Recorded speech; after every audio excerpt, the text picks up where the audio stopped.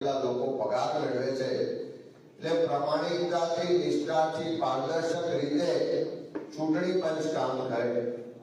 અને કોઈ પણ ચૂંટણીઓનો સૌથી પહેલો જો પાયો હોય એની મતદાર યાદી છે ને મતદાર યાદી શુદ્ધ હોવી જોઈએ, પારદર્શક રીતે બનેલી હોવી જોઈએ, એક પણ મતદારનો મતનો અધિકાર ના છીનવાઈ જાય એની પૂરેપૂરી કાળજી અને એની ચકાસણી કરવાની જવાબદારી ચૂંટણી પર છે। પણ જે રીતે આપણે જોયું કે છેલ્લા કેટલાક વર્ષોથી દેશમાં ભારતીય જનતા પાર્ટીના શાસનમાં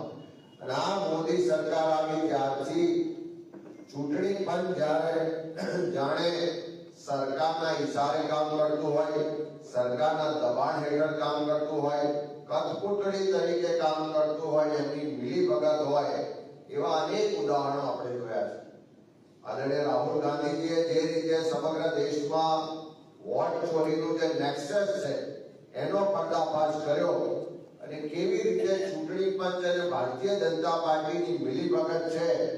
એના પુરાવા તથ્યોના આધાર સાથે દેશ અને દુનિયાને વોટ ચોરીના નેક્સસની પૂરેપૂરી માહિતી આપી। ગુજરાત પ્રદેશ કોંગ્રેસ સમિતિએ પણ ઓગસ્ટ મહિનામાં એક નવસારી લોકસભાની 84 વિધાનસભાના દાખલા અને એના પુરાવા સાથે અમે કીધું હતું કે ગુજરાતમાં જે મતદાર યાદી છે એમાં લગભગ 12% જેટલા મતદારો ખોટા છે, ડુપ્લિકેટ છે, શંકાના દાયરામાં હોય છે। અને એ વખતે ઓગસ્ટમાં કીધું હતું કે ગુજરાતની મતદાર યાદીમાં લગભગ 62 લાખથી વધારે મતદારો શંકાના દાયરામાં છે। અને એના પછી જ્યારે ગુજરાતમાં એસઆઈઆરની જાહેરાત થઈ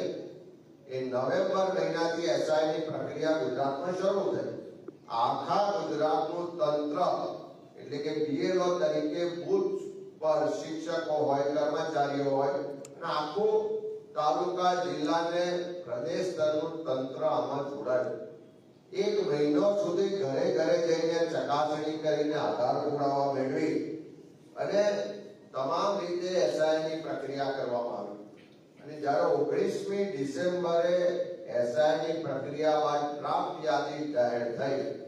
ત્યારે ચૂંટણી પંચે જાહેર કર્યું કે લગભગ 74 લાખ મતદારો એમાંથી ઓછા થાય છે। એ ડ્રાફ્ટ યાદીમાં અગાઉની યાદી કરતા 74 લાખ જેટલા મતદારો ઓછા થયા।